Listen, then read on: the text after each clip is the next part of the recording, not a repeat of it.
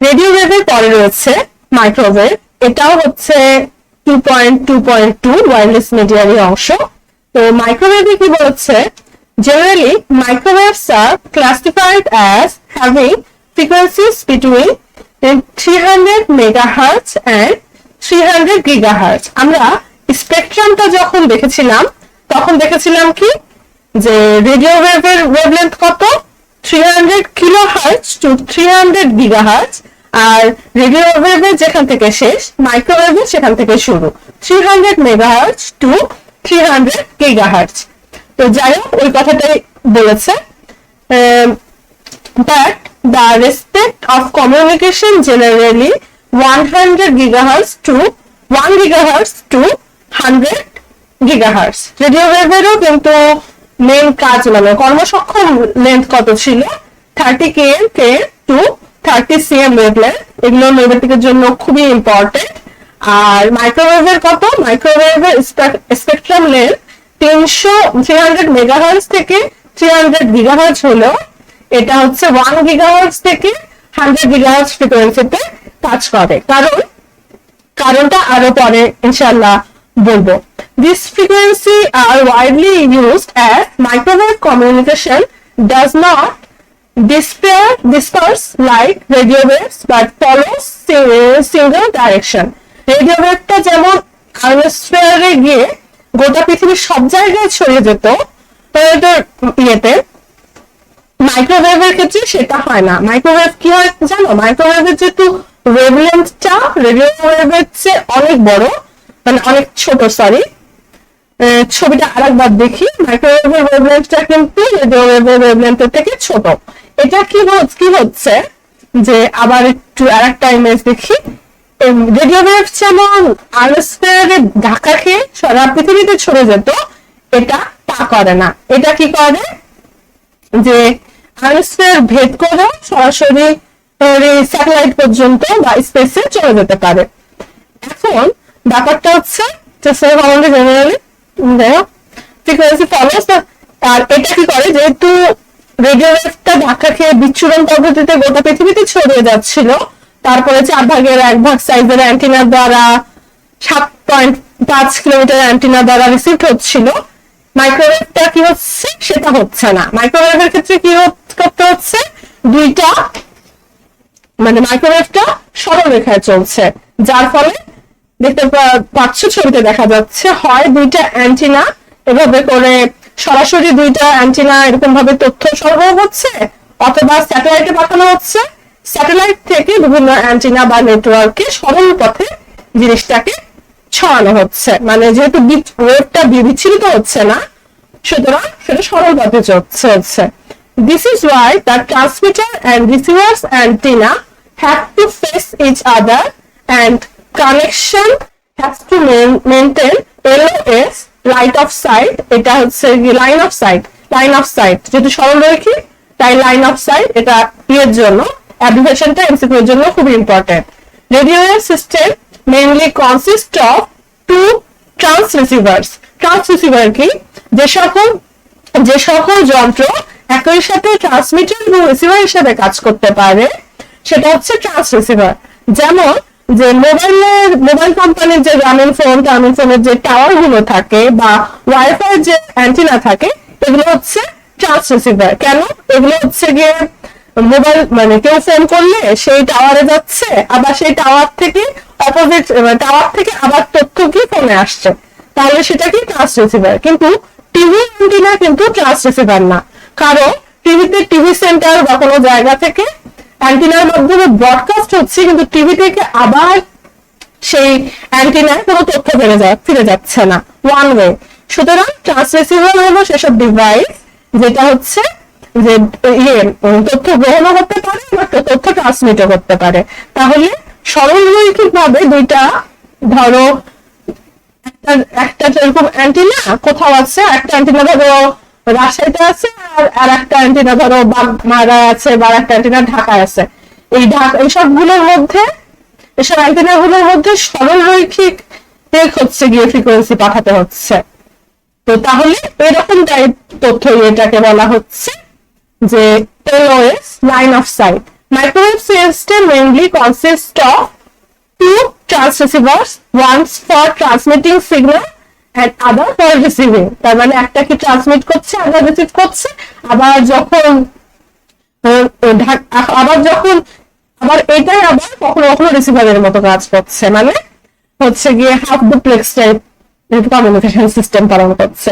যাই হোক, যে মাইক্রোওয়েভ কমিউনিকেশন হচ্ছে দুই টাইপ, একটা হচ্ছে টেরিস্টেরিয়াল আর একটা হচ্ছে স্যাটেলাইট। টেরিস্টেরিয়ালটা কি, কিছুক্ষণ আগে যে উদাহরণটা দিলাম, যে টেরিস্টেরিয়াল ট্রান্সমিশনস আর usually placed in place where cable communication are not accessible, মানে কেবল দ্বারা কানেকশন পসিবল না এমন জায়গায় এই কমিউনিকেশন সিস্টেম ব্যবহার করা হয়। Microwave transmission can not go through if there are large obstacles between receivers and transmitter.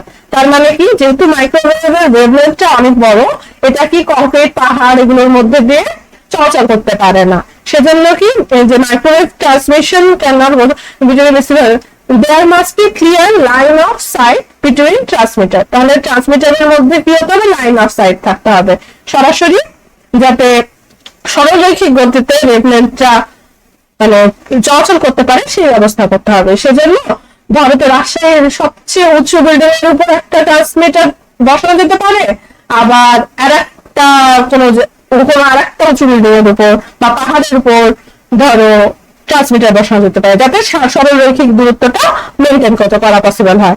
There must be tower and receiver.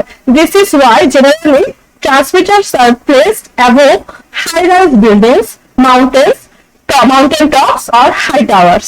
Due to the uneven topology of land and natural obstacles, there is relay or repeater station placed after every 40 or 50 kilometers.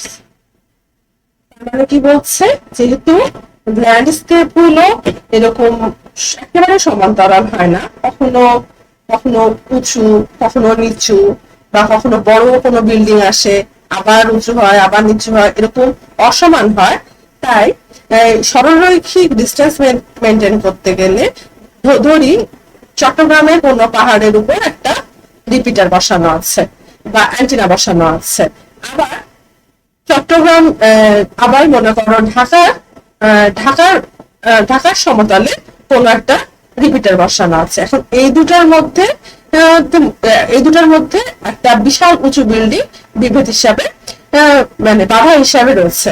এখন আমরা আগেই জেনেছি যে wavelength বড় হলে concrete বা এ জাতীয় মাধ্যমকে ভেদ করতে পারলেও ওয়েভলেন্থ ছোট হলে সেটা পারে না। সুতরাং রেডিও ওয়েভ, কংক্রিট, দেয়াল এগুলো ভেদ করতে পারলেও মাইক্রোওয়েভ কি পারবে না। তাহলে কি হবে, বাধাপ্রাপ্ত হবে। সেই সমস্যা সমাধান করার জন্য এবং সরলরৈখিক দূরত্ব মানে সরলরৈখিক এই যোগাযোগ ওয়ার্ডটা ইউজ করা ঠিক হবে না, এলওএস বা লাইন অফ সাইট মানে সরলরৈখিক ভাবে যাতে সিগন্যাল চলাচল করতে পারে সেটা মেনটেন করার জন্য 40 বা 50 এর পর তার বড় বিল্ডিংটার উপরে আর একটা রিপিটার দেওয়া হয়, যাতে চট্টগ্রামের এই পাহাড় থেকে ওই বড় বিল্ডিং এর রিপিটারের সরলরৈখিক পথে তথ্য যেতে পারে, আবার সেই বড় বিল্ডিং থেকে ঢাকার কোন সমতলে সেই তথ্য যেতে পারে, সরলরৈখিক দূরত্ব মেনটেন করতে পারে। আর আরেকটা বিষয়, আমরা মাইক্রোওয়েভ সম্পর্কে কিছুক্ষণ আগেই জানলাম যে সেটার ওয়েভলেন্থ হচ্ছে গিয়ে রেডিও ওয়েভের ওয়েভলেন্থের চেয়ে কম, তাই তা কংক্রিট বা ওইসব জিনিসকে ভেদ করতে পারে না। রেডিও ওয়েভের ইমেজে আমরা দেখেছি যে রেডিও ওয়েভ আয়নোস্ফিয়ারের ধাক্কাকে পৃথিবীর বুকে বিচ্ছুরিত হয়ে তথ্যটা ছড়িয়ে পড়ে। কিন্তু এর ক্ষেত্রে যেটা হয়, যে মাইক্রোওয়েভের ক্ষেত্রে যেটা হয় সেটা হচ্ছে মাইক্রোওয়েভের ক্ষেত্রে তথ্যটা আয়নোস্ফিয়ার পার করে স্পেসে চলে যায়। সুতরাং এরপরে আমরা যখন স্যাটেলাইট পড়ব তখন বুঝতে হবে যে as microwaves can penetrate the ionosphere level of atmosphere of Earth, artificial satellites use microwave to maintain ground communication. মানে যেহেতু পৃথিবী ছেড়ে স্যাটেলাইটের কাছে মানে জিও স্যাটেলাইটের কাছে চলে যাচ্ছে এই ওয়েভলেন্থটা, তাহলে পৃথিবীর সাথে কমিউনিকেশন রক্ষা করার জন্য কি মাইক্রোওয়েভ মাইক্রোওয়েভ ব্যবহার করা হয়।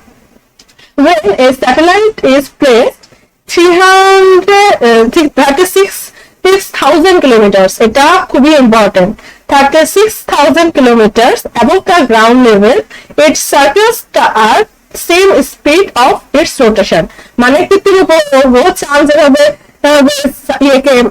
পৃথিবীকে রোটেট করে পৃথিবীর রোটেশনাল স্পিডে, সেই পৃথিবীর উপগ্রহগুলো সেম কাজ করে। This is why this type of satellites are called geostationary satellite. যেহেতু পৃথিবীর সমান স্পিডে রোটেট করছে, সুতরাং পৃথিবী থেকে সেগুলোকে স্টেশনারি বলা হয়, সেজন্য এগুলোকে কি বলা হচ্ছে, geostationary satellite. From the ground, satellite speed seem fixed at the point of the sky. Satellite কে এক জায়গায় আকাশে আছে মনে হয়। The VSAT or very small aperture terminal is placed to face the satellite position to the sky.